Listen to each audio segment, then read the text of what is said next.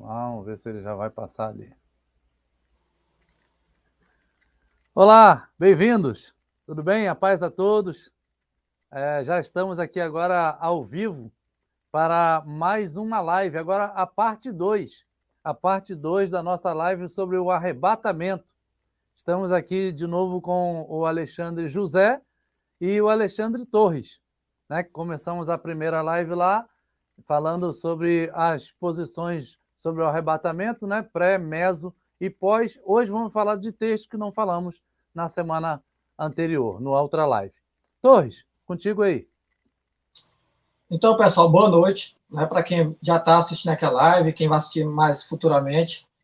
De início, eu queria dizer para vocês, pessoal, né, que eu e o Alexandre José, meu xará aqui em cima, nós vamos dar uma explicação para vocês histórica, vamos fazer uma linha do tempo explicando a longevidade, o tempo das interpretações pré-tribulacionistas, né, ou arrebatamento secreto, como muitos conhecem, e o arrebatamento na visão pós, né, o pós-tribulacionismo. Então, mas primeiro eu vou deixar ele fazer a sua apresentação inicial. A paz do Senhor, meus irmãos.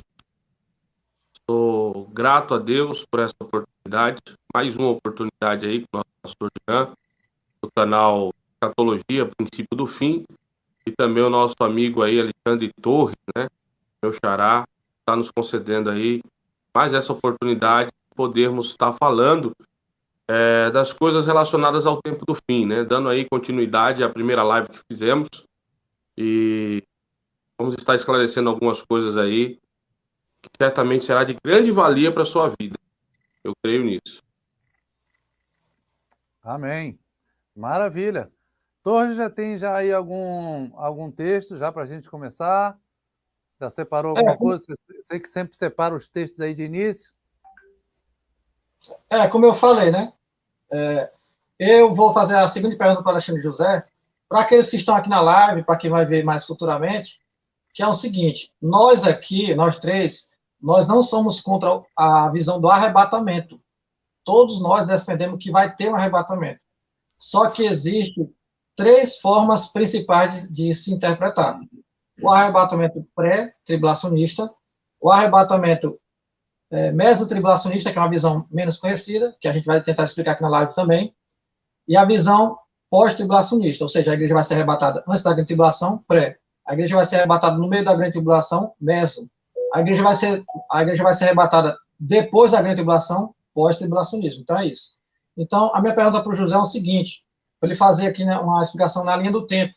Essa visão pré, ela é desde os primórdios da igreja, é desde o início da igreja chamada primitiva, os pais da igreja, né, que são os primeiros discípulos depois dos apóstolos, né, é desde esse tempo, ou ela nasceu mais ou menos quando, essa visão do arrebatamento secreto? Então, Torres, essa visão pré-tribulacionista, dispensacionalista, ela não é desde o início da era primitiva, né, desde os primórdios, não é. Essa visão, ela surgiu, propriamente dito, em 1830, né, com John Nelson Darby, que era um teólogo inglês do século XIX, líder do grupo reformista. Foi esse camarada aí que deu início ao dispensacionalismo, que nós chamamos de dispensacionalismo clássico, e, obviamente, que junto com o dispensacionalismo, o pré-tribulacionismo. Doutrina esta que até então não era defendida pelos pais da igreja, não foi defendida no período medieval, nem até mesmo pelos reformadores, né, como Martinho Lutero, né, e outros. Então, é uma visão recente, que surgiu, como eu disse, em 1830, por meio de influência, né? Vale aqui salientar que esse homem, por nome de John Nelson Darby, ele foi influenciado por uma mulher, por nome de Margaret MacDonald, em mediados aí de 1820, aproximadamente, né? Que era uma jovem católica que teve uma suposta revelação e divulgou essa revelação no meio onde ela congregava, onde ela frequentava. E, obviamente, que John Darby, ele abraçou as ideias dessa moça, que tinha aproximadamente, na época, de 15 a 17 anos. E, com isso, ele posteriormente divulgou esses pensamentos, tendo esses pensamentos como verdade absoluta, dizendo ele que, dentro do pré-tribulacionismo, né, óbvio, que a vinda do Senhor se dava em duas fases, né? Vale salientar também que no período do John Nelson Darby, em 1830, 1840, muitos teólogos contemporâneos a ele rejeitaram essa ideia, né?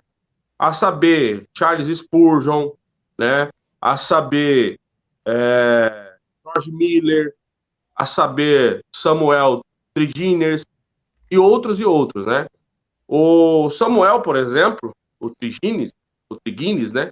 Alguns falam Trigenes, outros falam Trigenes, divulgou uma obra em 1864 refutando as ideias de Darby. Ele fez uma obra aí por nome A Esperança da Segunda Vinda de Cristo, onde ele refutou de forma explícita o pensamento pré-tribulacionista, essa doutrina que surgiu com esse homem aí por nome de John Nelson Darby. Então é uma visão que não tem muito tempo, né? Vão ainda se completar 200 anos, ok? Em 2030 agora faz aí 200 anos de existência pré-tribulacionista e dispensacionalista. Irmãos que Bem recente, né? tem ainda... Bem recente. Bem recente, bem recente. Então, os irmãos que não sabem ainda o que é o dispensacionalismo é a doutrina, né, que segundo eles é bíblica, que divide a Bíblia, né, a história, né, propriamente dita, todo o agir de Deus, desde o começo, né, do mundo até os dias odiernos, em dispensações, né? Em dispensações. Propriamente dito, 7 dispensações, que é a inocência, consciência, né? Aí vem governo humano, depois patriarcal, depois do patriarcal vem aí a lei de Moisés, depois a graça, que é o período que nós vivemos, segundo eles, e por último a dispensação milenar, ok? Que é a última dispensação segundo essa visão, que não tem nem 200 anos ainda. Então é isso, né? De forma resumida, esse é o histórico do dispensacionalismo pré-tribulacionismo. Então, pessoal, vocês viram a explicação... Que é bem recente, né, Torres? Como vocês viram a explicação do irmão José, bem explicada, diga-se de passagem, né? Bem detalhado, para quem prestou atenção, né? E também para quem for ver mais futuramente, pode estar voltando de novo na live para ver a repetição da explicação dele. Então, vocês estão vendo que ela é recente. Aí você testa essa interpretação e da forma que ela nasceu, e ele explicou bem como é que nasceu essa interpretação. Não é uma coisa antiga, não é uma coisa que os pais, chamados pais da igreja, defendiam, não é uma coisa que nenhum apóstolo, você lê as passagens do Novo Testamento, você não vê nenhum apóstolo defendendo enfaticamente que haveria um arrebatamento secreto, que a igreja seria tirada antes, para não sofrer a tal da tribulação, e que Jesus viria numa fase, numa primeira vinda dessa fase e uma segunda vinda dessa fase depois. Não tem dizendo isso. Isso são as chamadas a exegese, que a pessoa enfia a ideia dele dentro do texto, não é o que o texto está dizendo, mas ele coloca e encaixa. Isso acontece com vários outros assuntos, não só com o arrebatamento. Então, nasceu há mais ou menos 200 anos, e ao longo da história da igreja, desde os pais da igreja, desde das primeiras igrejas fundadas em casa, em caverna, seja lá onde for, nunca essa visão ela foi predominante, nunca foi ensinada. Foi só, como o Alexandre José explicou, de 200 anos para cá, pessoal. Então, está aí o início dessa interpretação. E agora, aproveitando um complemento aqui, então as pessoas devem pensar assim, então por que essa visão é predominante, já que ela é recente? Deveria ser a outra. É verdade, é um argumento forte, é um argumento lógico. Mas qual é a resposta? A igreja, desde os primórdios até os nossos tempos aqui atuais, ela passou por vários movimentos. Vou dar um exemplo. a Reforma Protestante é um tipo de movimento dentro da história da igreja. Outro exemplo, a pré-reforma, que são aqueles grupos que eram perseguidos, chamados de hereges, mas que não tinha nada de herege, eles eram perseguidos pela igreja hegemônica da época. Qual era a igreja hegemônica da época? Católica, apostólica, romana. Então, existiam vários movimentos que a igreja passou, tinha os concílios lá nos primeiros séculos, então são movimentos que a igreja passou, que dava desdobramentos de interpretação, dava novas visões dentro do entendimento entre as igrejas. Então, existiu também o cisma no século X, se não me engano. Então, existem movimentos no meio da história da igreja, durante a história da igreja, né?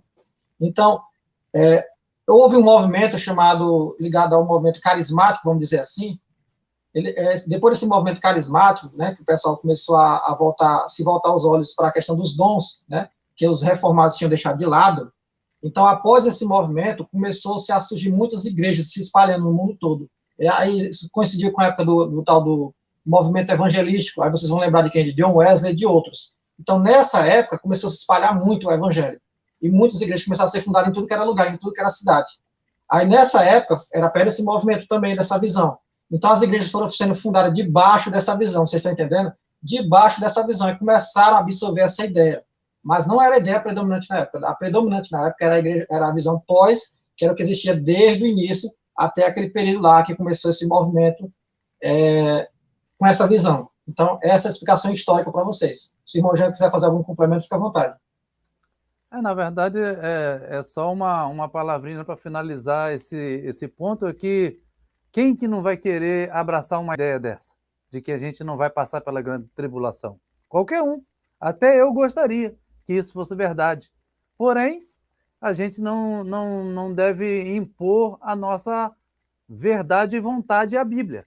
Nós temos que nos subjugar ao que a Bíblia diz.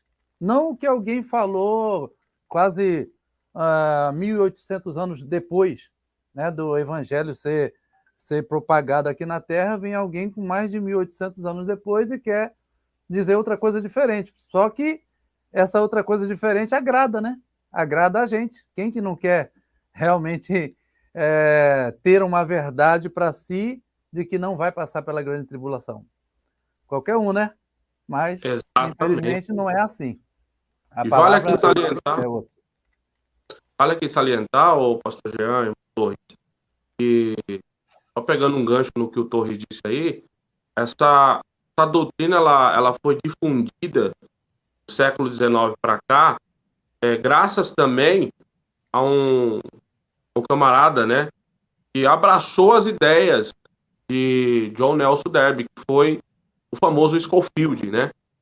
Ele abraçou essas ideias em uma das viagens que o Darby fez, né, para a América.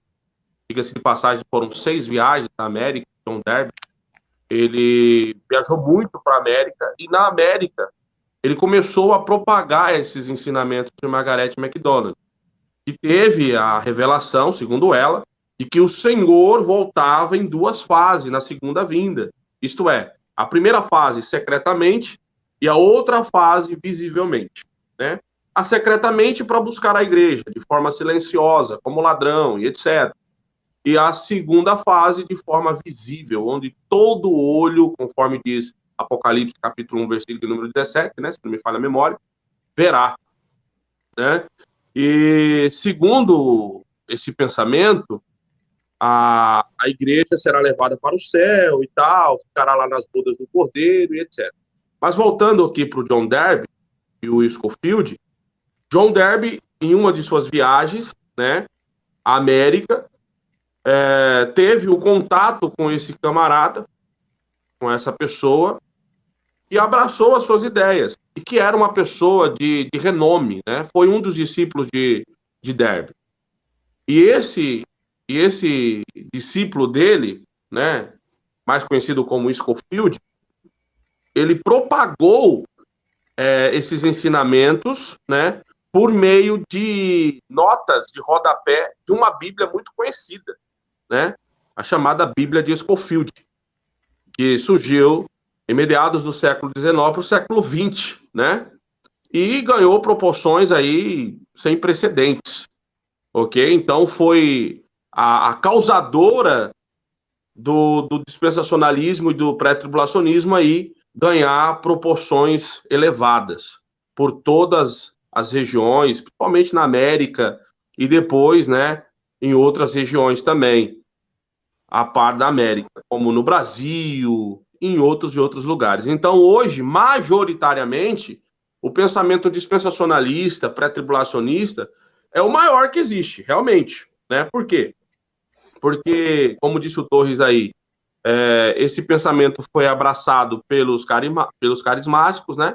E principalmente pelos pentecostais. E hoje, na nossa nação, né? A nossa nação aí, ela é pentecostal, né? Como dizem aí, até o tutano, né? E as igrejas tradicionais aderiram a esse pensamento carismático, né? Pentecostal, e, obviamente, aderiram também a esse pensamento, que, segundo o pastor Jean, é favorável. Quem não quer, né? Alegria, paz, né? Fugir de tudo que diga-se ao contrário, não é verdade? Quem quer passar por grande tribulação? Ninguém. Né? Quem quer sofrer? Ninguém quer sofrer, né? Porque, segundo o pensamento pré-tribulacionismo, a grande tribulação será um grande sofrimento sem precedentes. Porém, esquece de que alguns vão ser sustentados por 1.260 dias, que nem todos vão morrer, né? E outra, a perseguição se dará da parte do anticristo para com a igreja, e não das catástrofes naturais que serão desencadeadas aí por Deus contra a igreja, não. As catástrofes naturais serão desencadeadas para os ímpios, conforme Apocalipse capítulo 16, versículo de número 1 ao 4. Que maravilha, maravilha.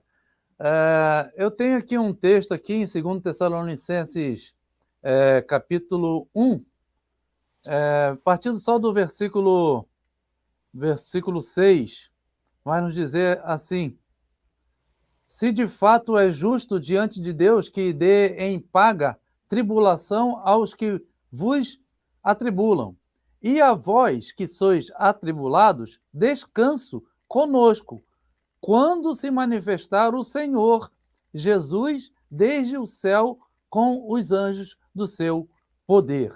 Aí vai dizer, com labareda de fogo e tal.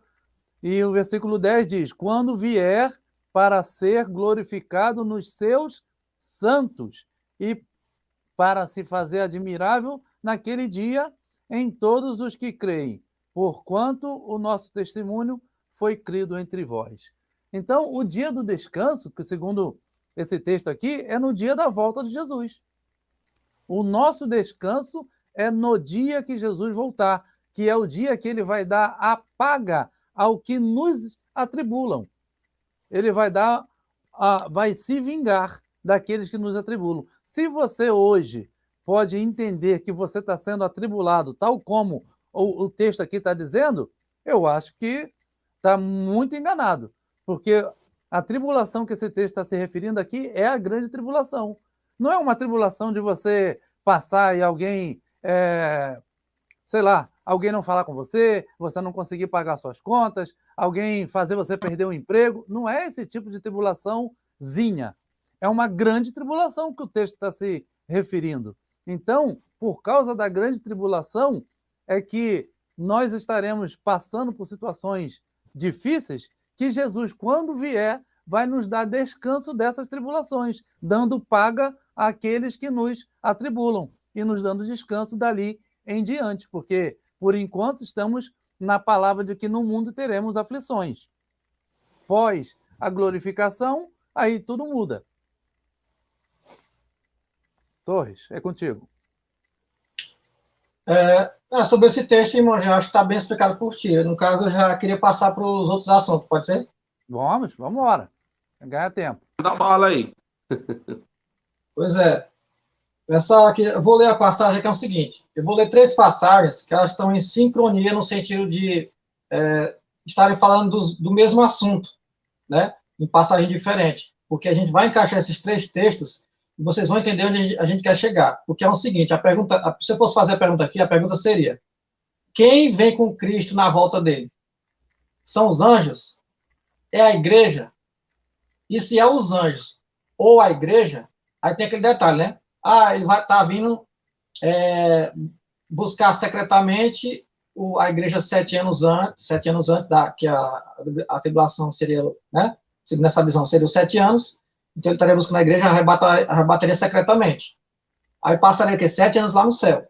Aí 7 anos depois Jesus voltaria com a igreja e os anjos.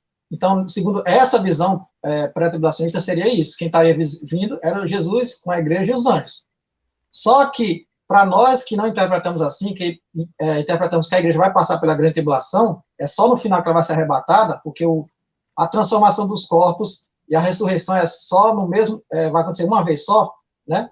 E aí sobe para o alto, que é o tal do arrebatamento. Então, nessa visão, os anjos viriam com Cristo e ia coletar, ia pegar os escolhidos de Deus, que é a igreja, né? Então, eu vou ler essas 3 passagens e a gente vai ver o que é que os textos estão falando. Se ele dá base mais para a visão pré, que eu acabei de explicar, ou para essa visão pós, que eu acabei de dizer. Então, o primeiro texto é Mateus 16, verso 27.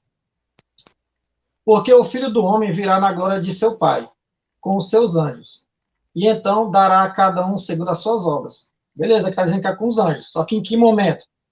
Antes, depois, vou ler outro texto. Outro texto vai estar em Apocalipse 19, do 14 ao 16. E seguiam os exércitos que há no céu, montando cavalos brancos, com vestiduras de linho finíssimo, branco e puro. Sai da sua boca uma espada afiada para com ela ferir as nações, e ele mesmo as regerá com um cetro de ferro, e pessoalmente pisa o lagar do vinho do furor da ira do Deus Todo-Poderoso. Tem no seu manto, na sua coxa, o nome escrito Rei dos Reis e Senhor dos Senhores. Então, vocês estão vendo aqui a visão de Cristo vindo glorioso, já para executar juízo. O outro texto vai estar aqui em Mateus 24. Coloca aqui, Mateus, capítulo 24, verso 31. Apesar de que a gente pode contextualizar, depois o pessoal, que se quiser, pode contextualizar. E ele enviará os seus anjos com rijo clamor de trombeta, os quais ajuntarão os seus escolhidos desde os 4 ventos, de uma a outra extremidade dos céus. Esses aqui são só alguns textos, pessoal. Tem vários textos que falam desse acontecimento de Cristo voltando, os anjos recolhendo o povo dele, Jesus Cristo vindo com os santos. Aí agora, eu vou deixar essa explicação com o meu xará Alexandre José e o meu irmão Jean, depois dele, né? Porque eles vão colocar para vocês o que é que o texto está falando, esses 3 textos, e se eles quiserem colocar outros textos, fique à vontade também.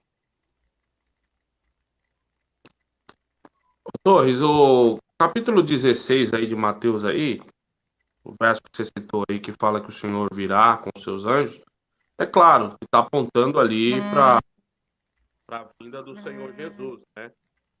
Pro seu retorno, a sua parousia.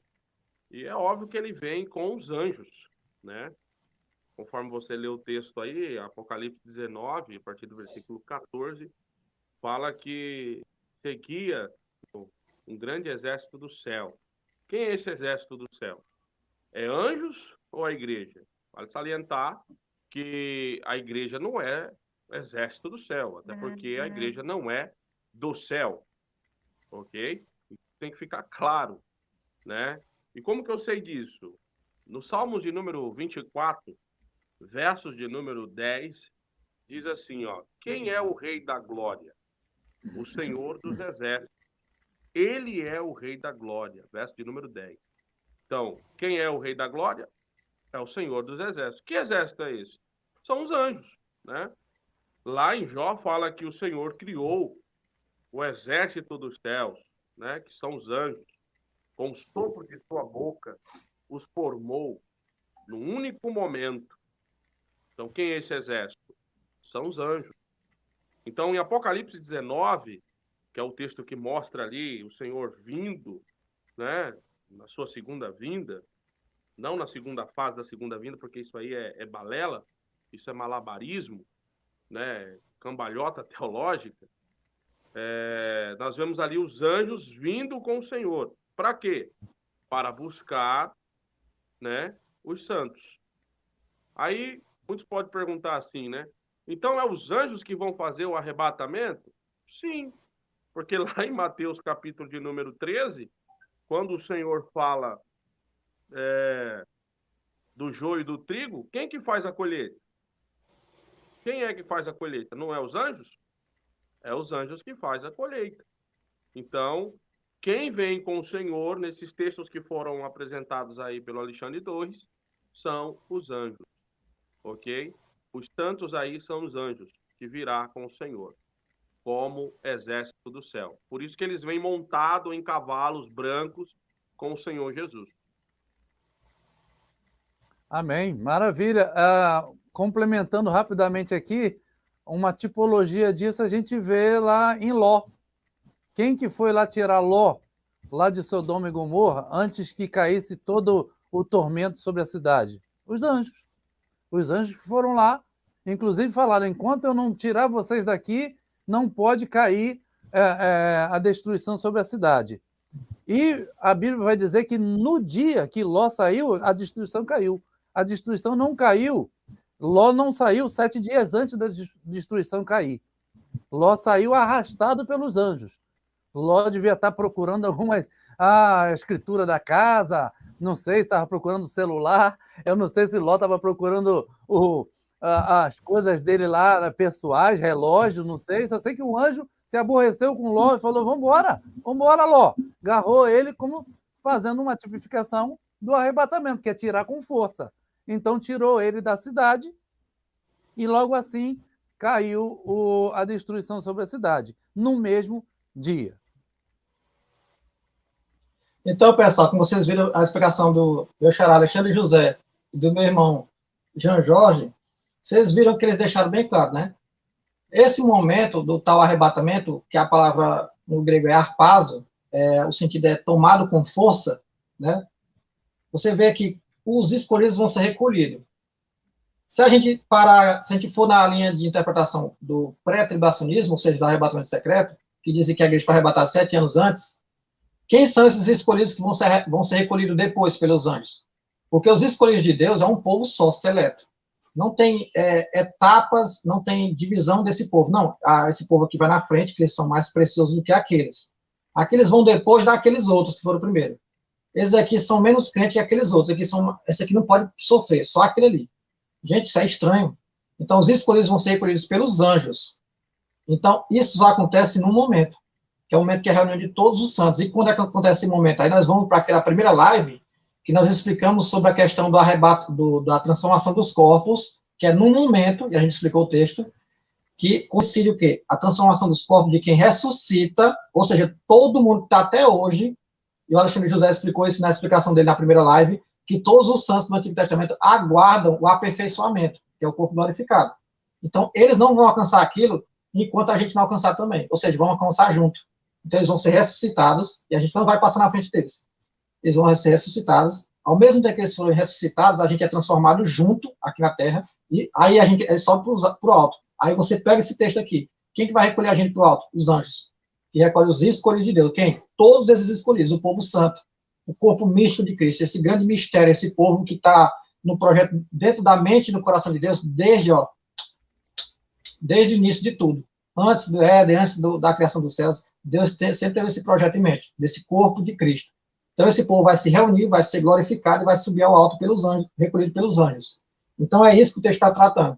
Então, não tem essa separação de, não, num momento vamos antes, 7 anos antes, aí depois o outro vai depois. Se o arrebatamento, se a transformação de corpos é só no momento, não tem nem como fazer divisão, pessoal, de uma primeira fase e segunda fase, é no momento.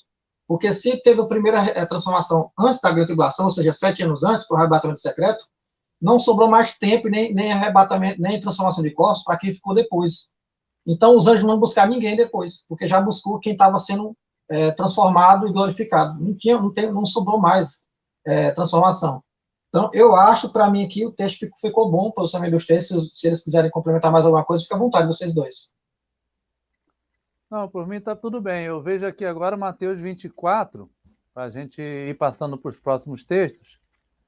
Mateus 24, a partir do 26, diz assim: portanto, se vos disserem, eis que está no deserto, não saiais, e eis que ele está no interior da casa, não acrediteis, porque assim como o relâmpago sai do Oriente e se mostra ao Ocidente, assim será também a vinda do Filho do Homem. Porque onde quer que estiver um cadáver, ali se ajuntarão as águias. Até aqui, só para dar uma explicação. O texto está dizendo, o 27, assim como o relâmpago que sai do Oriente e se mostra no Ocidente. O pré-tribulacionismo vai pegar esse texto e vai dizer que é rápido como um relâmpago. Mas o texto está fazendo uma observação que é visível como relâmpago, porque vai dizer que se mostra como sai do Oriente e se mostra no Ocidente. Ele é visível, ele se mostra. Então, combina com a informação de que todo olho verá a vinda de Cristo. Não tem essa de vir secreto, para uns ninguém vê, e depois vem visível. E ele continua aqui e diz assim que vai informar para a gente no 28, parece estar um pouco desconexo de toda a informação desse capítulo, esse versículo 28, que diz, porque onde quer que estiver o cadáver, ali se ajuntarão as águias. Aqui está se apresentando, se apontando para Apocalipse 19 e também Lucas 17, a partir do 36, porque aqui Jesus está se referindo ao Armagedon, onde corpos estarão estendidos pela terra, que a Bíblia vai dizer que há necessidade de ter 7 meses para enterrar esses corpos. E ali os abutres vão estar. Onde tiver o cadáver, vai estar o abutre. E em Lucas 17, você pode dar uma verificada, que os discípulos ali, os judeus, fazem a pergunta assim,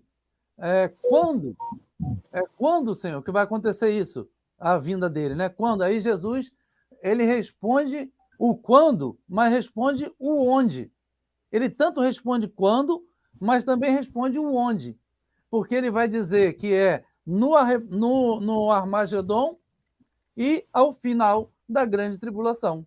Então ele responde tanto o quando, que é no final da grande tribulação, quanto o onde, no Armagedon, que eles conheciam bem. Que esse versículo aqui está ligado a isso. Quando os corpos estiverem pelo chão, é por causa da guerra, a grande guerra que vai acontecer. Tem mais algum complemento, José? Se quiser complementar aí, a partir desses mesmo, ou a partir do 29, né? Eu nem peguei o 29 para deixar aí a rebarba aí para vocês. Vocês estão me ouvindo bem aí? Está um pouco Sim, baixo. só está baixo. O teu áudio só está baixo, mas está limpo. Então, de repente ficou baixo. Não tô entendendo o que aconteceu. Foi depois de tu receber alguma interferência, alguma notificação, não sei, aí deu interferência no som. Provavelmente. Pode, de repente, falar um pouquinho mais alto, né? Chegar mais perto do microfone mais aí. perto da câmera, não sei, tu vê aí. Da câmera. O versículo 29. O versículo 29, Torres, se você quiser complementar aí, 29, 30 e 31, que são os mesmos, né? O que realmente vai... Né? Olha, o próprio texto, como o irmão Jean está falando, o próprio texto, pessoal, já se explica. O que é que vai falar? E logo depois da aflição daqueles dias, ou tribulação, a mesma coisa, o sol escurecerá, olha os sinais, o sol vai escurecer, a lua não vai dar luz, as estrelas vão cair do céu, as potências do céu serão abaladas, tudo isso vai estar acontecendo no céu. O pessoal vai estar olhando assim, vixe, maré agora, ele está vindo, é isso. 30. Então aparecerá no céu o sinal do Filho do Homem. Olha só, Jesus só vai aparecer depois de tudo isso. Ele não vai anteceder isso, é depois disso. E todas as tribos da terra se lamentarão, isso aqui fala de todas as nações que estão em piedade, rei do anticristo, marca da besta, tudo isso aí. E verão o Filho do Homem vindo sobre as nuvens do céu, com poder e grande glória. Aí o que é que fala que vai vir com ele? E ele enviará os seus anjos, que a gente acabou de ler, com rígido clamor de trombeta, os quais ajuntarão seus escolhidos desde os 4 ventos, de uma a outra extremidade. Detalhe, pessoal, vou dar uma pincelada para vocês lá para Apocalipse, quem gosta de estudar escatologia. Desde os 4 ventos. Vocês vão ver essa palavrinha lá no Apocalipse. Eu vou deixar aqui para quem quer estudar. 31. 32. Ó, ele vai falar sobre não vou ler não, mas vai falar sobre a parábola da figueira.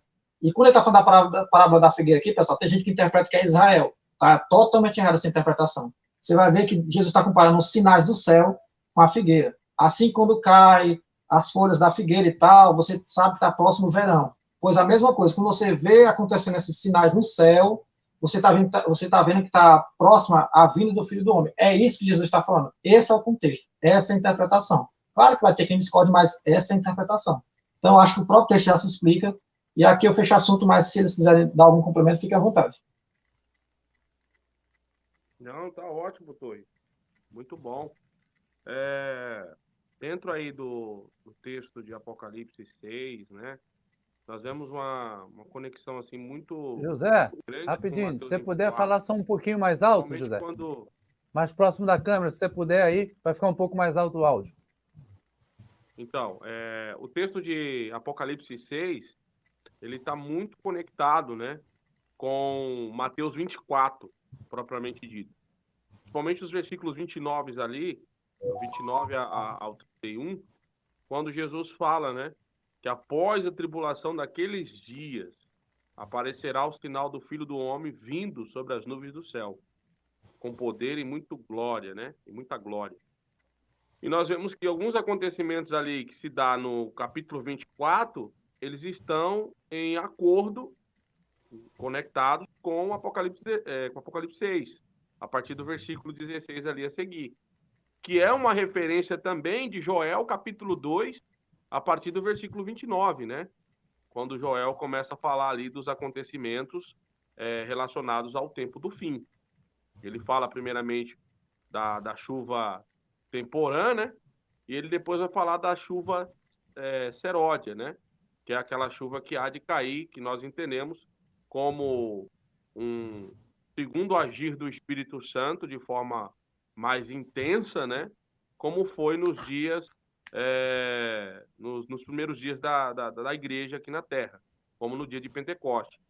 Então, há uma grande conexão aí entre os textos, tanto de Joel, capítulo 2, versículo 29 a seguir, como também Mateus 24, Apocalipse 6, né? Tá muito, muito conectado os textos aí. E vale aqui salientar, irmãos, que essa divisão aí, que o Torres falou da figueira, né? Essa divisão aí que o dispensacionalismo, o pré-tribulacionismo faz entre Israel e igreja, isso a Bíblia não faz, tá? O que eles fazem, a Bíblia não faz, ok? Porque vale aqui salientar que uma das características do pré-tribulacionismo, dispensacionalismo, é que esse pensamento pré é o pensamento mais querido hoje, né? Por ele se tratar e ser o majoritário, né? Isto é porque é o mais pregado nas igrejas pentecostais e tradicionais. E segundo é que esse pensamento se baseia no dispensacionalismo clássico e dentro do método futurista, certo? E também literal de interpretação do Apocalipse. Então, não só do Apocalipse, como de outros livros também, né? Então, dentro da escola de interpretação dispensacionalista, pré-tribulacionista, tudo praticamente é literal, certo? Tudo é literal.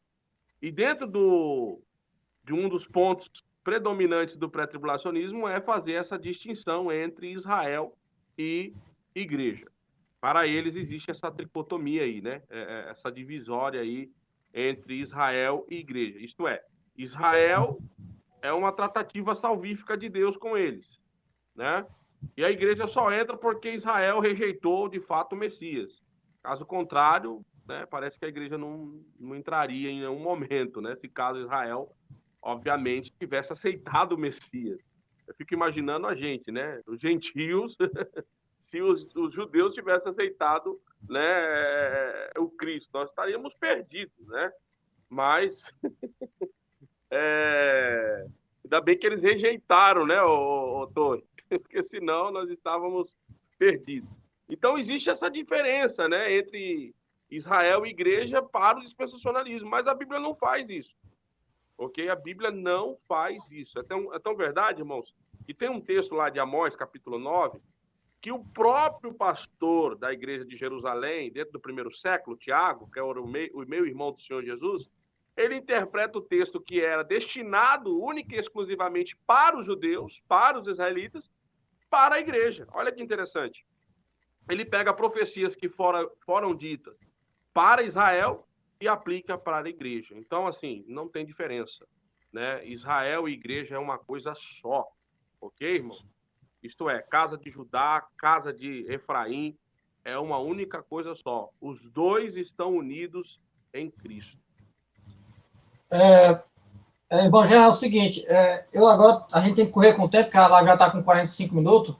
É o seguinte, tem o texto de Apocalipse 3:10, que é uma coisa que é um assunto importante que você tinha até falado comigo, falar sobre a questão de o que é a ira de Deus, é a grande tribulação, não é outra coisa. Só que também tem a questão do meso, a gente ficou prometendo para a segunda live, e eu estou vendo se eu falo dela, mas eu fecho 1 minuto. E aí? Pode falar, meu irmão. Fica à vontade. Tem a pergunta aí também do internauta aí, ó. Depois a gente Pode responder. tira um tempo aí para a pergunta dele, mas fala aí do meso aí, a gente já dá atenção aqui ao William. Tá. A questão do meso, pessoal, vai estar em 2 aos Tessalonicenses, capítulo 2, do 6 ao 8. Esse texto aqui, pessoal, é um dos que eles usam com base. Depois eu acabei descobrindo mais outros, mas eu vou ficar só nesse para vocês saberem que existe essa interpretação. Se por acaso você ouviu por aí, eu já ouvi falar na live esse assunto. Pois é, tem essa forma de interpretar. Verso 6. E agora vós sabeis o que o detém, para que a seu próprio tempo seja manifestado. Porque já o mistério da injustiça opera, somente há um que agora o retém, até que do meio seja tirado. Até que do meio seja tirado, essa coisa que o retém. E então será revelado o iníquo, a quem o Senhor desfará pelo espírito da sua boca e aniquilará pelo esplendor da sua vinda. Essa aqui, pessoal, é uma das bases para o arrebatamento meso ou mid, o arrebatamento dentro da grande tribulação, bem na metade, no meio, a igreja é tirada. Então ela vai ser tirada do meio para que seja revelado esse iníquo, segundo quem interpreta assim, que não é essa a nossa interpretação de nenhum de nós três aqui. E eu não vou explicar esse texto aqui porque não é o assunto da live. Então seria isso aqui. O que impede a manifestação do iníquo, do anticristo, é a igreja. Então ela está dentro da grande tribulação, está vivenciando a grande tribulação os 3 primeiros anos, aí não. Ela vai ser tirada, aí ela é tirada, aí o iníquo é revelado. Ou seja, ela empata a manifestação do iníquo. Essa é uma forma de interpretar. Só que não é isso que o texto está dizendo. Porque no próprio texto você vai estar vendo, falando sobre o quê? A manifestação da apostasia e do iníquo. E só depois Cristo vem no final, como a gente tem explicado todos esses textos aqui, não precisa ficar repetindo, aí sim ele vem para buscar a igreja dele que passou por todo o processo da grande tribulação até o final, e não no início e nem no meio. Então, de certa forma, essa interpretação do meso até fica um pouco coincidente com a do pré-tribulacionismo, do arrebatamento secreto, ou seja, a igreja tem que ser tirada antes, ela não fica até o final, ela fica só até o meio. Só que, de novo, também fere, igual essa interpretação fere ao que a Escritura diz, assim como o pré-tribulacionismo também fere. Por quê? A questão da glorificação, pessoal, a ressurreição, a transformação dos corpos. Se o pessoal for arrebatado secretamente, ou se o pessoal for arrebatado no meio da grande tribulação, for tirado no meio, na metade, ou seja, nos 3 anos e meio, ela vai ser o quê? Transformada. Aquele pessoal que ficou no final, terminando a grande tribulação, nos 7 anos finais, lá no final, que ressurreição e que transformação de corpos eles vão ter? Vocês estão vendo? Então, o mesmo erro do pré-tribulacionismo, arrebatamento secreto, é o mesmo erro do meso-tribulacionismo. Então, é isso aqui, pessoal, só para vocês saberem que existe essa explicação. E aqui eu já fecho o assunto, a não ser que o pessoal queira comentar alguma coisa. Não, eu queria que você lesse para mim, que uma das bases do pré, que eles sempre usam, é Apocalipse 3:10. Queria que você lesse para mim aí, Apocalipse 3:10, por favor. Vou ler aqui. Pessoal, a gente precisava contextualizar, mas vocês podem ler em casa, a não ser que o irmão Gênio queira contextualizar depois. O verso 10, Apocalipse 3, né, vai dizer o seguinte: como guardaste, essa palavrinha, guardaste, você fixa ela, como guardaste a palavra da minha paciência, também eu te guardarei, de novo, guardarei da hora da tentação, que há de vir sobre todo mundo, para tentar os que habitam na terra. Agora, irmão Jean, fica à vontade para explicar. Esse versículo eles vão entender que, como a igreja guardou a palavra de Deus, Deus vai guardar ela, tirando ela da grande tribulação. É assim que eles entendem. Só que a palavra aqui, porque guardaste a palavra da minha perseverança. A palavra perseverança aqui, ó, eu sempre uso, gosto de usar muito o aplicativo aqui, My Bible, que dá as palavras no original. Você clica aqui na palavra perseverança e ela vai nos dar a palavra upomone. Não sei se nós falamos disso na live passada, que upomone é ficar firme debaixo de pressão. Então, está se falando aqui da grande tribulação. E porque guardaste a palavra, se a gente for usar que ele vai ser retirado porque guardou a palavra, igual tem aqui, a primeira palavra é guardaste, porque guardaste, e a segunda palavra que o irmão Alexandre também frisou, também te guardarei, é a mesma palavra, a palavra terel, no grego. Então, se for usar a frase conforme os pré-tribulacionistas entendem, vai ficar assim, ó. Ia ter que ser assim, porque guardaste a minha palavra da perseverança, também eu te tirarei da hora da tribulação. Eu te guardarei, tirarei você dali. Então, teria que interpretar a primeira palavra também como tirarei. Já que a segunda está sendo de guardar lá com Cristo, a primeira teria que ser a mesma coisa. Então, ficaria, porque tiraste a palavra da minha perseverança, também tirarei da hora da provação. Se você for interpretar uma palavra, guardar, como retirar, como tirar, vai ter que interpretar a primeira da mesma forma, porque é a mesma palavra.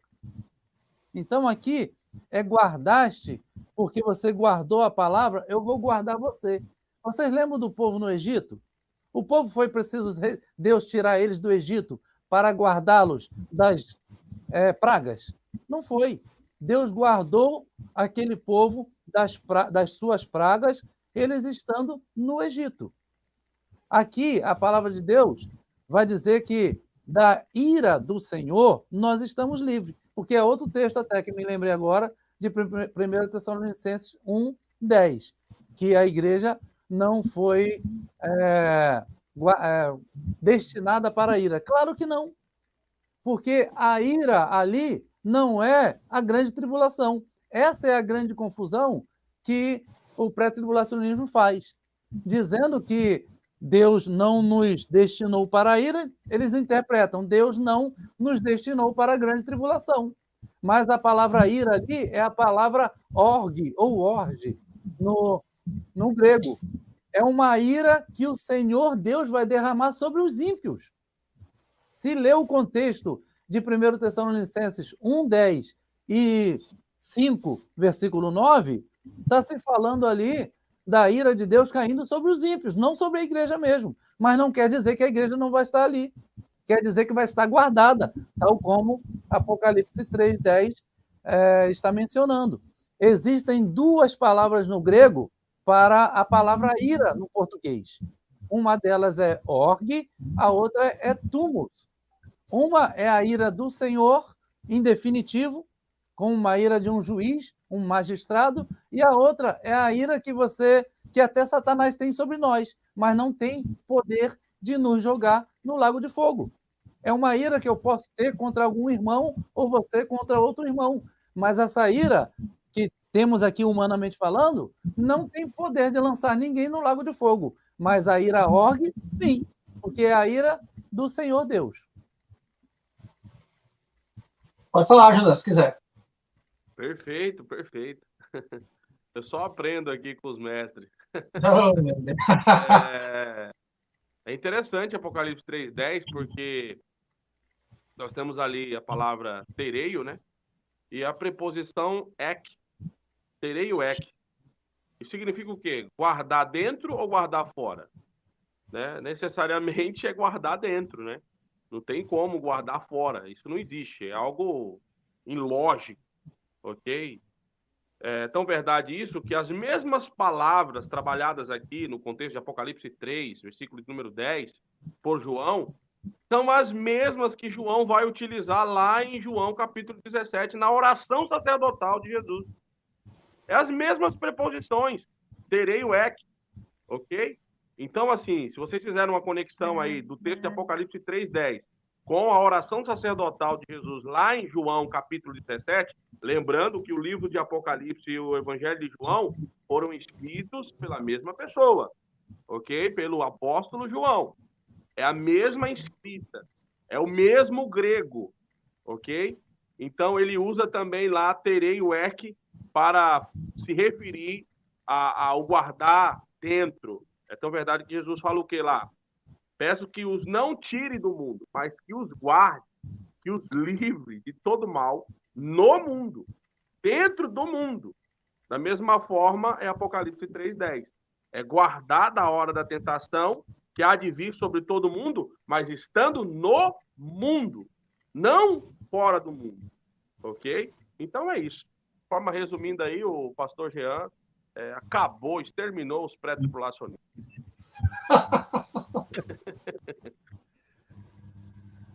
Aí, Alexandre Torres, tem aí uma pergunta interessante aí do William Brito Pereira. E aí, e você botou aqui que você daria a resposta para ele? Pode aí. Sim. Dissertar aí. Deixa eu ver se eu consigo ler aqui, né, que a telinha aqui é pequena. Sou pós, mas uma objeção que sofremos é a questão do arrebatamento. Utilizam a expressão teoria do bate e volta. Para os irmãos, qual o caráter e sentido do arrebatamento e como responder essa objeção? Então, irmão, é o seguinte, eu sei que essa piada que eles soltam, né? A teoria do bateu, voltou, não sobe para o céu.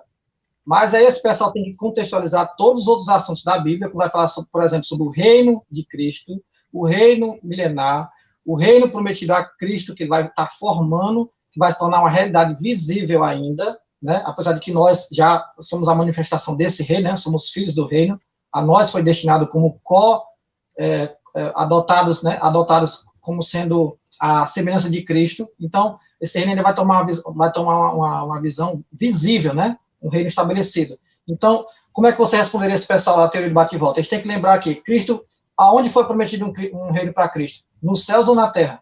E para os filhos de Deus, foi no céu ou na terra? Aí a pessoa vai ter que olhar na Bíblia e responder para você. O que é que vai responder? Ah, Deus, o reino de Deus é celeste, não sei o quê. Sim, mas aonde é que foi prometido?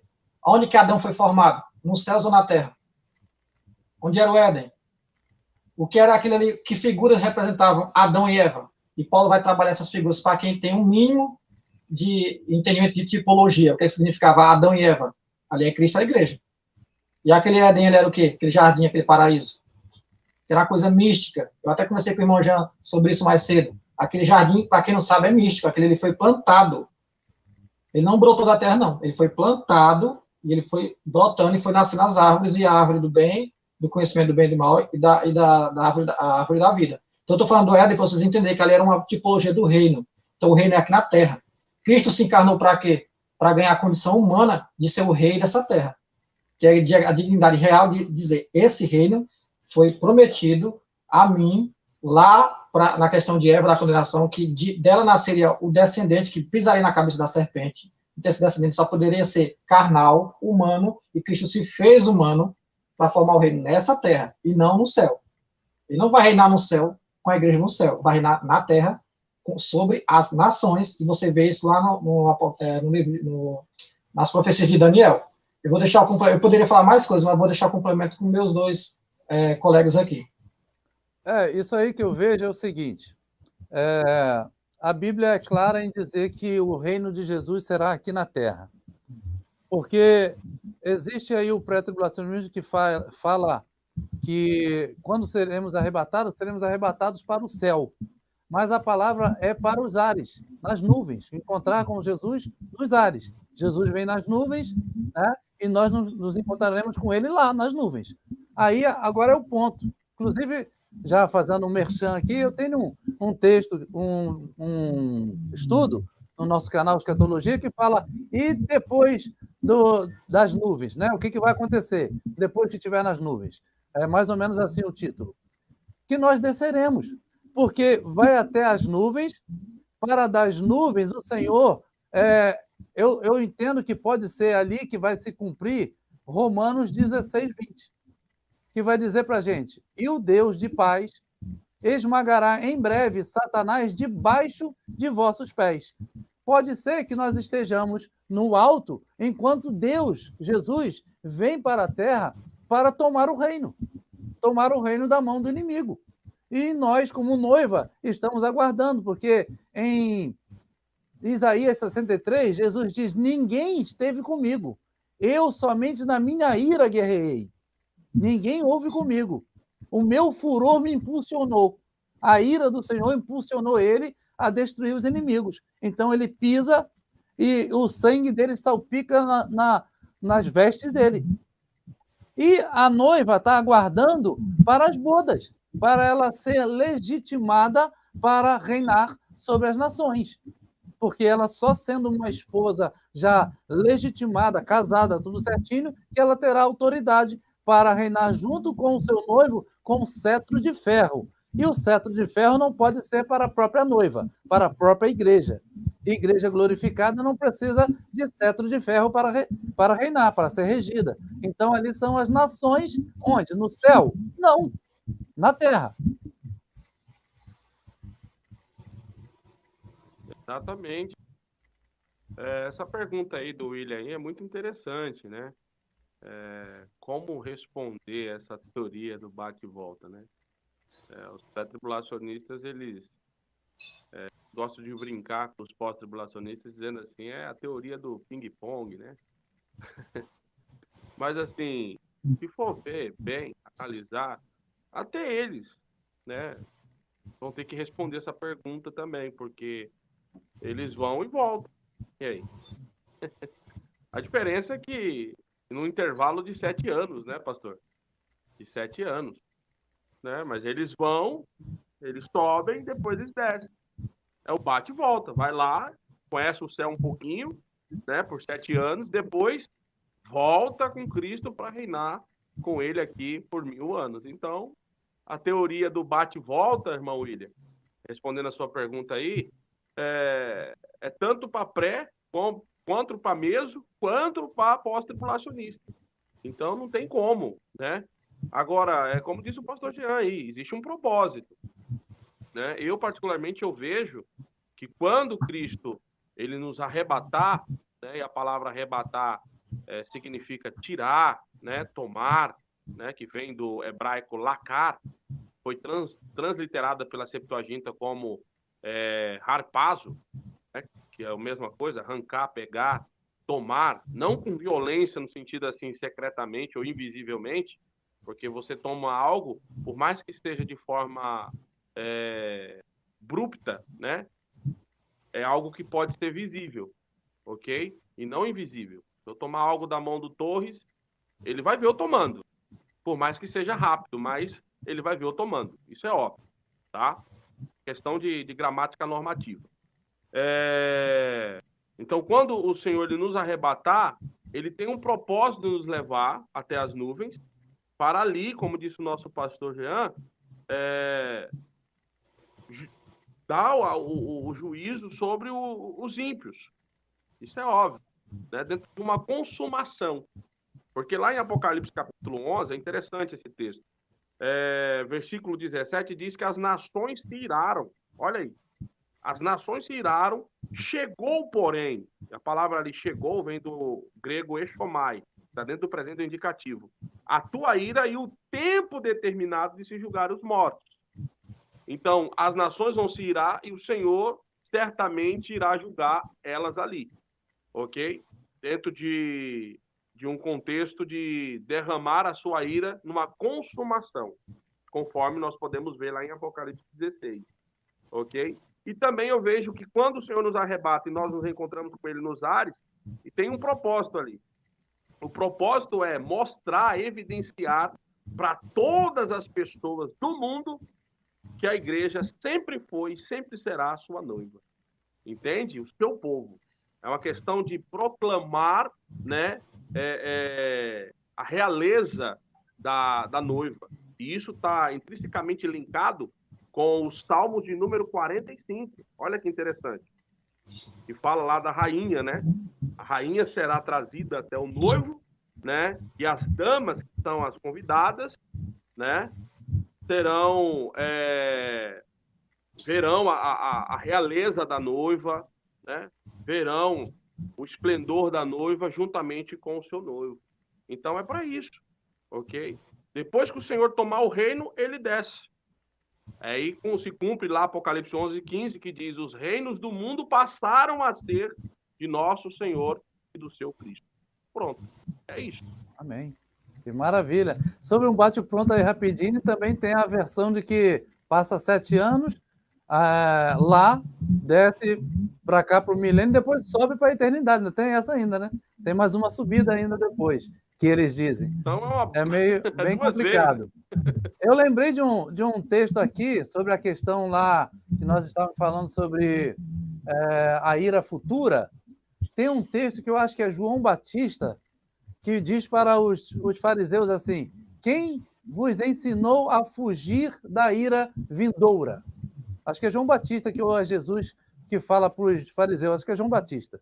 Quem isso, vos João, ensinou a fugir... É João Batista, né? Isso. Ele pergunta: quem vos ensinou a fugir da ira vindoura? Pensa comigo.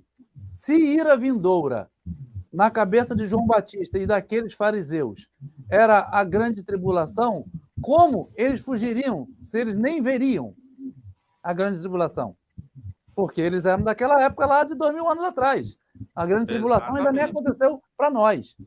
Então, João Batista não estava se referindo à ira vindoura como grande tribulação. Ele estava falando de ira vindoura como a ira de Deus. Mesmo depois de mortos, é quem tem o poder de jogar com corpo e tudo no lago de fogo. Como Jesus falou, a esse que deve temer.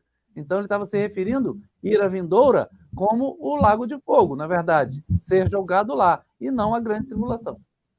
Exatamente. E a palavra ira lá no contexto de Mateus capítulo 3, que é essa passagem aí que o senhor está citando aí, a palavra ira ali nos originais é a palavra que o senhor usou, é a palavra org, né? É isso aí. Que nos remete para a consumação, né, da condenação de Deus sobre os ímpios.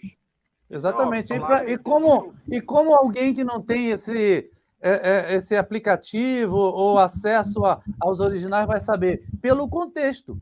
Pelo contexto que alguém vai saber se a palavra ali é uma ira ali entre humanos ou é uma ira vinda do Senhor. Pelo contexto já dá para saber isso. Exatamente.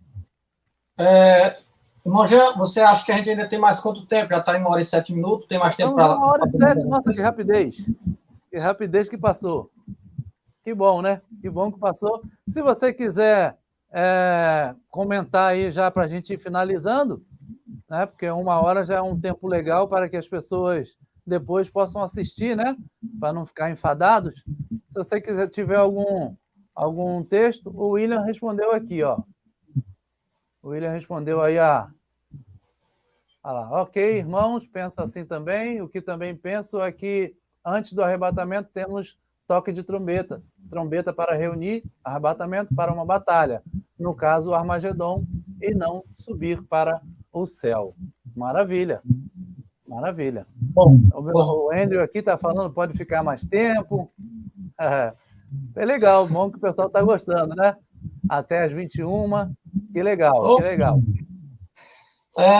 O texto que eu vou falar aqui, pessoal, é o seguinte: existe uma heresia no nosso meio, acho que vocês já ouviram falar, se não vou ouvir aqui agora, de primeira mão, que é sobre a volta de Cristo, não é arrebatamento, é a volta de Cristo no ano 70. Que ano 70?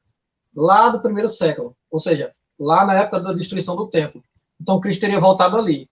É uma visão assim que você olha assim, mas não tem lógica nenhuma, que loucura. Mas, por incrível que pareça, como qualquer heresia, vai pegando de pouquinho, vai ver, pegou a cabeça de um monte de gente. E a pessoa que não sabe de nada, e acha que só tem que saber que Jesus é bom, o diabo é mau, ou Deus é bom, o diabo é mau, Jesus vem buscar a igreja, se ele quer saber só disso da Bíblia, esse tipo de pessoa é muito fácil ser pego por heresia, pode ter certeza. Então, essas heresias, elas surgem, a gente tem que comentar, pessoal, para vocês estarem cientes que existe isso por aí. Ela é o seguinte, ela vai se basear no texto da profecia do ano das 70 semanas. Eu vou ler só o versículo 26, para não tomar muito tempo, que diz assim, ó: e depois das 62 semanas será cortado o Messias,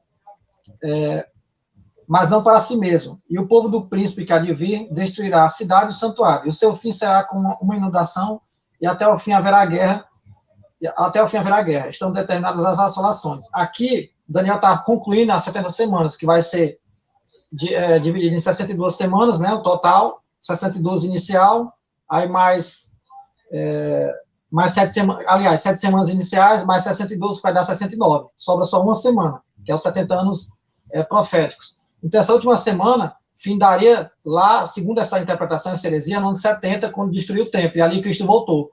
Só que aí você vai ver, peraí, Cristo voltou, cadê o milênio, cadê o reino, cadê o corpo glorificado? A igreja está sofrendo ainda, está tendo morte, está tendo males, Cristo não está aí, ninguém está vendo ele. Que negócio é esse? Vocês estão vendo que não tem lógica nenhuma? Mas tem gente que se pega por isso. Então, a minha palavra para arrematar esse assunto e depois passar a palavra para meus colegas aqui, é que fiquem atentos, pessoal, que esse tipo de interpretação vem para tirar a tua esperança da volta de Cristo. Porque não, já veio, já foi, já aconteceu, agora tudo tanto faz. E quando você nega, pessoal, a vinda de Cristo da forma que a Bíblia apresenta, você começa também a crer em outras mentiras. Você começa a perder a esperança da volta de Cristo, a esperança do reino estabelecido. Você começa a se conformar com a tua vida pecaminosa, os rumos desse mundo. Então, as pessoas caem nessa heresia e vão para, entre outras. Vocês podem comentar, pessoal. Alexandre, contigo.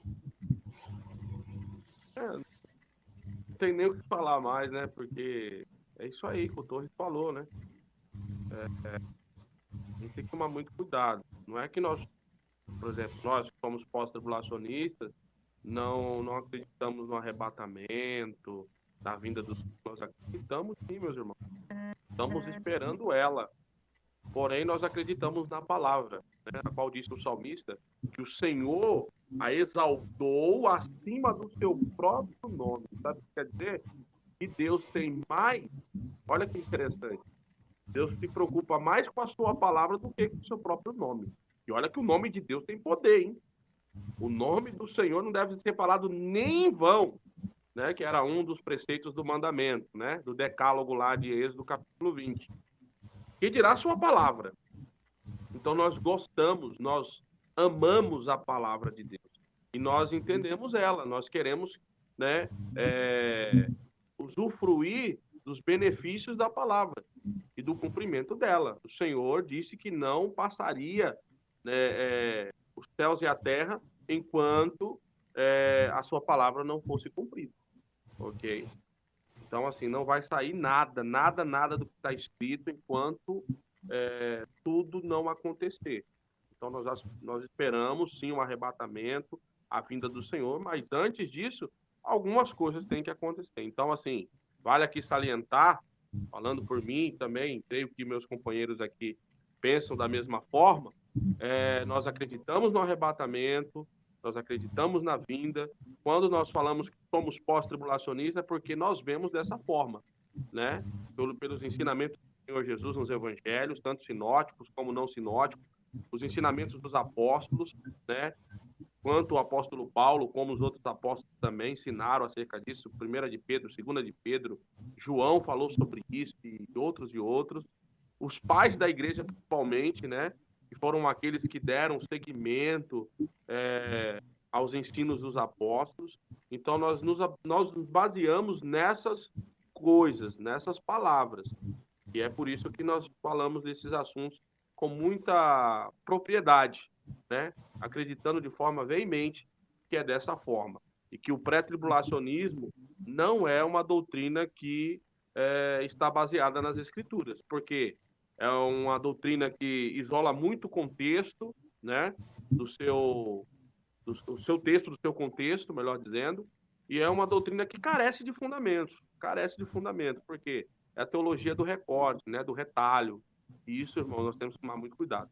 Voltando no assunto do ano 70, aqueles que não acreditam mais na vinda do Senhor, irmãos, esses daí, como diz Paulo, né, são os homens mais miseráveis do mundo, né, porque ele disse lá em 1 Coríntios capítulo 15 que se nós esperarmos em Deus somente nesta vida, somos os mais miseráveis de todos os homens.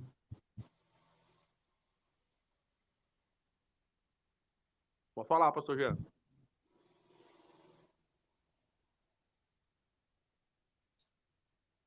Tá sem áudio? Tá sem áudio.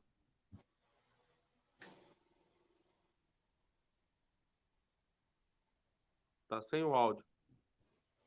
Deve estar resolvendo alguma coisa aí. Não sei se ele vai demorar para a gente comentar alguma coisa aqui. Na que ele entrar, eu deixo ele com a palavra, mas deixa eu comentar logo aqui enquanto ele está sem áudio. Pois é, pessoal. O que nós estamos falando aqui é o seguinte, Voltei. O José falou. Opa, Voltei. falei, irmão. Voltei. Eu tinha mexido num negocinho aqui sem querer. Para finalizar aqui, por causa do nosso horário, já está com 1h15. 1 Tessalonicenses 5, versículo 4, diz assim, ó, mas vós, irmãos, já não estáis em trevas, para que aquele dia vos surpreenda como ladrão. Ou seja, o ladrão, ele vai vir para quem não está apercebido. Jesus virá como ladrão para os ímpios. Para nós que somos da luz, não seremos pegos de surpresa. Amém? Então já vamos finalizar aqui. Peço aí que o Alexandre Torres e o Alexandre José já deixem aí as suas últimas considerações para a gente encerrar. Pessoal, como eu estava falando, esses avisos que a gente está fazendo, esse estudo sobre entender o arrebatamento nessas diversas linhas de interpretação e deixando claro para vocês a nossa interpretação, e nós somos pessoas que temos zelo pela Escritura, amamos a Escritura, nós não estamos dizendo que as pessoas pré-tribulação e meso-tribulação não têm amor à Escritura, não é isso. Muitos entre eles são crentes, convertidos, nascidos de novo, vão ser salvos como nós. Mas, às vezes, por uma paixão pela tua denominação, pela tua corrente teológica, a pessoa prefere abraçar com unhas e dentes e não solta de jeito nenhum, né? Igual o cachorro quando pega um osso que está com fome, não solta de jeito nenhum. Então, a pessoa tem que ter esse desapego, pessoal, com denominação e com corrente teológica, para ver assim por cima, aquela visão panorâmica. Deixa eu ver se o que eu estou defendendo está certo. Se eu posso mudar essa visão para essa, então você tem que ter essa capacidade de discernimento. E não é feio dizer que errou. Eu já interpretei muita coisa errada, mas não por má fé, é por falta de entendimento. Hoje eu já interpreto diferente. E se eu errar no futuro, eu vou vir aqui dizer, eu errava sobre aquilo. Não tem nenhum problema. Agora, tem gente que tem essa... Infelizmente, eu tenho que falar porque é a palavra, né? Tem essa soberba de não reconhecer erro. Não vai assumir nunca que está errado. Aí, infelizmente, se agarra com a denominação, com a linha teológica, e fica por isso mesmo. E se preparem para o pior, pessoal. Cristo sempre preparou a igreja dele, os discípulos dele, para o pior. Não, grande tribulação, a igreja não pode sofrer. Está errado essa visão, pessoal. Cristo falou, se preparem. Eu estou avisando vocês. É igual eu prometi aqui, ó, pessoal. Se eu fosse ensinar essa visão errada. Se acontecer alguma coisa ruim na tua casa, pode deixar que eu vou dar conta. Pode deixar que eu vou manter vocês, vou mandar o dinheiro, vai ficar tudo certo. Aí, quando chega a hora do desespero, da quebra de finança, da derrocada lá na tua casa, aí você... E aí, cadê o fulano? Sumiu. Gente, mas ele falou que a gente podia se preparar para o pior, podia ficar tranquilo que ia dar tudo certo, que ele ia cuidar da gente, e a pessoa está lá, passando apuros. É isso que o pessoal do arrebatamento secreto faz. Não se preparem para o pior, mas quando o pior acontecer, tem muita gente que vai negar, pessoal. Infelizmente, tem muita gente que vai negar a Cristo, porque tem gente que nega a Cristo por perseguição. Saibam disso. Por dificuldade, por provação. E aqui eu encerro minhas palavras. Agradeço a participação do meu amigo, irmão Alexandre José, como sempre, meu parceiro, pastor Jean Jorge, e agradeço aos irmãos que ficaram aqui até agora vendo essa live e os que vão ver no futuro. Deus abençoe a todos. Amém, pastor. Irmão Alexandre José. Amém, meus irmãos. Então é isso aí, conforme foi dito aí pelo nosso irmão Torres. Não se apeguem a denominações, a placas de igreja, enfim, segmentos majoritários, teológicos, mas sim as Escrituras, única e exclusivamente as Escrituras. Por quê? É por meio dela que nós seremos salvos, né? Pela palavra. Ele guarda a palavra da minha paciência, olha aí. Então, é por meio da palavra. Observe a palavra, não seja ignorante, examine os textos. Você que é pré-tribulacionista aí, está nos assistindo, não fiquem com ódio ou raiva da gente, não, né? Fique triste também, mas examine tudo que nós falamos aqui, que nós dizemos aqui. Examine se tem uma coerência, se faz sentido para você, né? E depois peça iluminação do Espírito Santo, porque eu já ouvi de alguns pré-tribulacionistas o seguinte: se for para crer na forma como vocês creem no pós-tribulacionismo, eu não teria me convertido, porque eu me converti para herdar o céu. Nossa, irmãos, essa pessoa que fala uma coisa dessa, ela não entendeu o conceito de salvação, ela não sabe nem o que é eternidade. Porque tem gente que acha que vai para o céu para ficar numa redinha, sendo abanado por anjos, tomando água de coco celestial. E não é, irmão, não é. Nós vamos ser reis e sacerdotes. Deus nos escolheu, nos chamou para uma grande obra, irmão. E essa obra, ela se estende, por toda a eternidade. Então, eu agradeço pela oportunidade. Deus abençoe a todos aí que ficaram conosco até agora. E até a próxima live, se Deus quiser aí.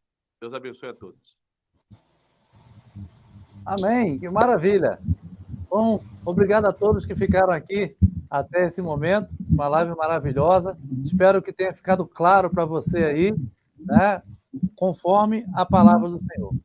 Obrigado a todos, que Deus te dê uma boa noite aí. Você que vai assistir em outros horários, bom dia, boa tarde, que Deus abençoe a sua vida. A paz a todos.